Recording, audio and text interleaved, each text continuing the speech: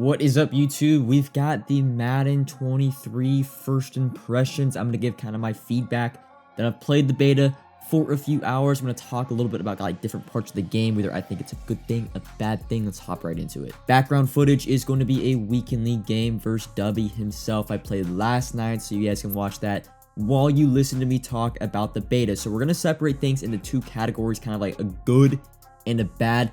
But when it comes to a good and a bad, it's all gonna be my opinion. So for example, like the run game, let's talk about the run game. It's gonna be in the bad for me, but for you guys, you might like it because it's your opinion, and that is perfectly fine.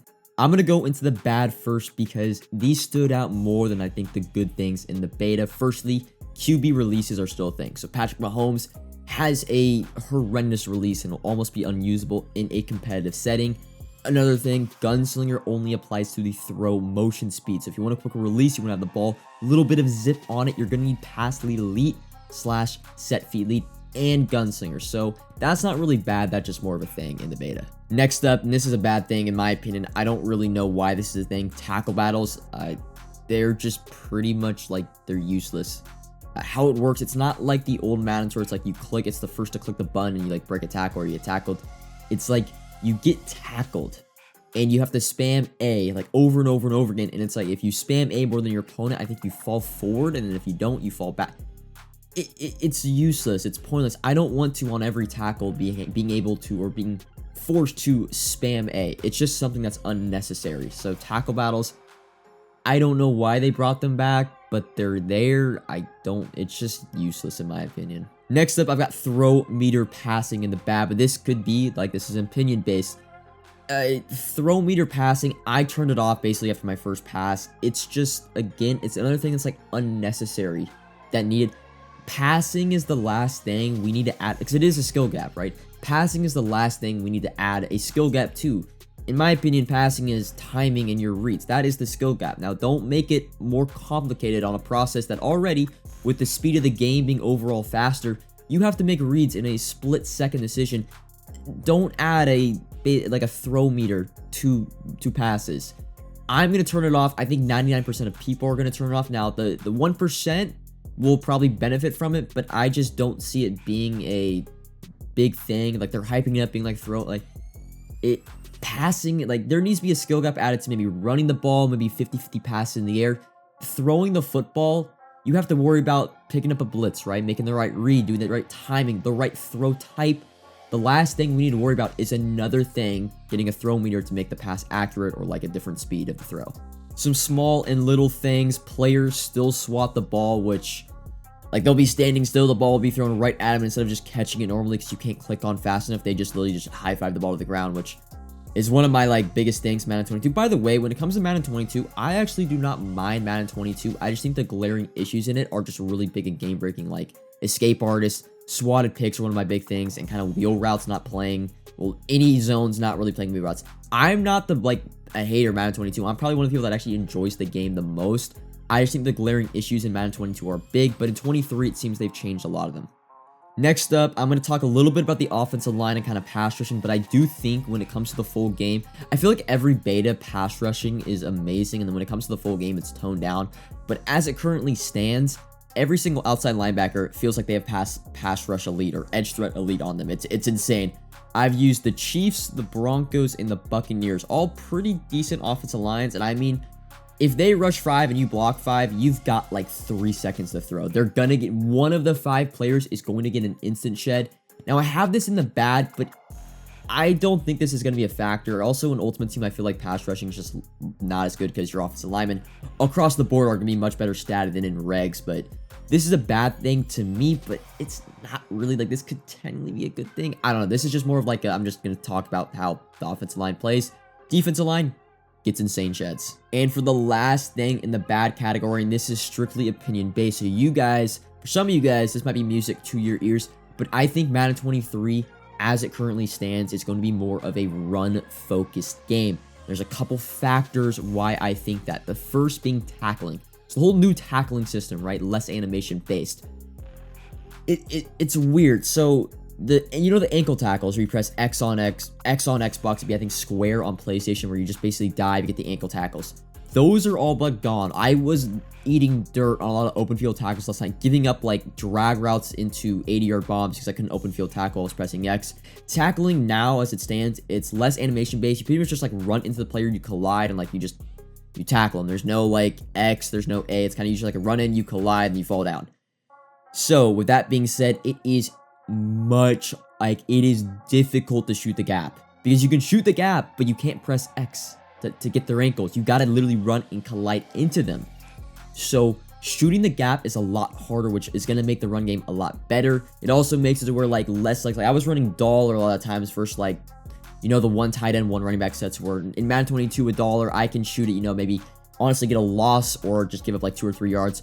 Someone was in bunch running basically the base play or just an inside zone, or I think it's inside zone split. Normally I could shoot it in 22.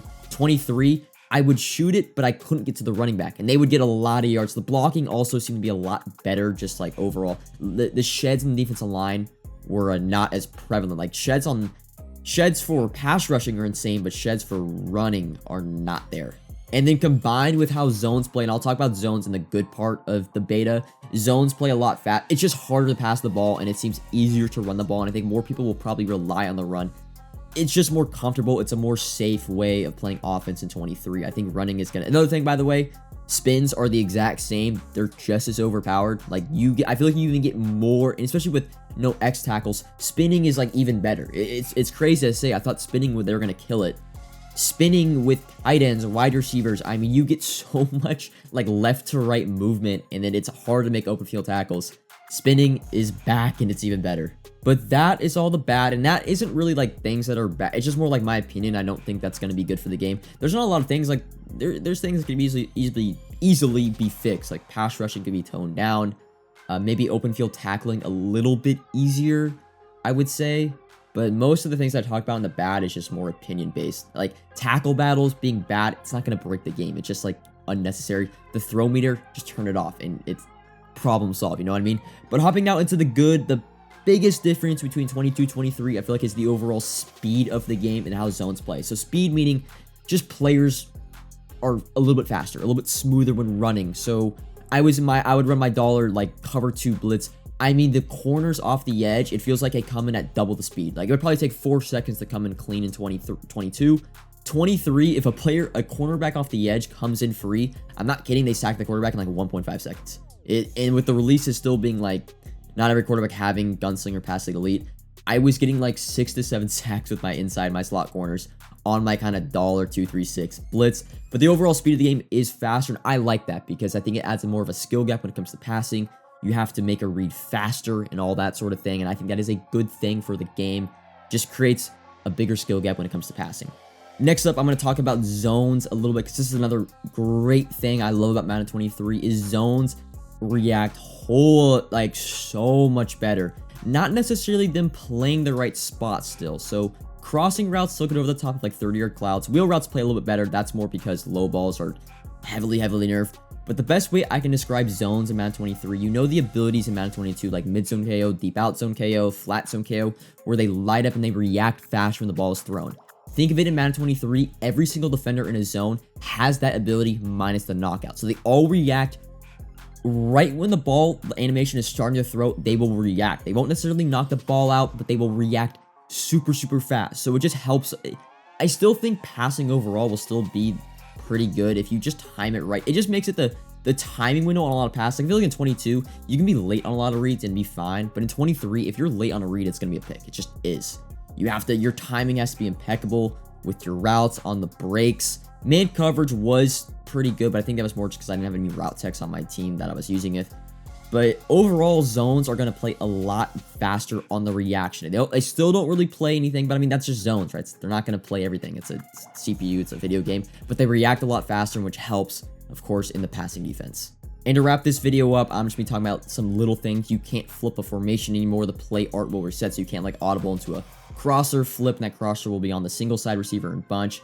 The play will reset. Escape artist is now an X factor, which was honestly probably my biggest issue with Madden 22 was escape artist. So that being an X factor eliminates that problem for me. Overall, it's really just a much different game. I think it's going to be a pretty good game because I think they're going to tone down the pass rushing.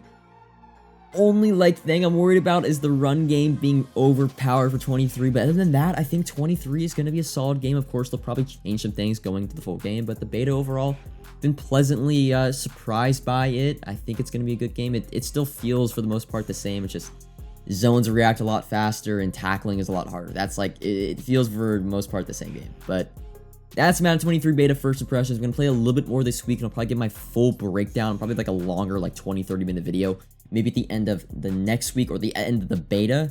But that's all for this video. Comment if you have any questions. Comment your opinions on the beta too. Like if you enjoyed, subscribe if you're new. And until next time, peace.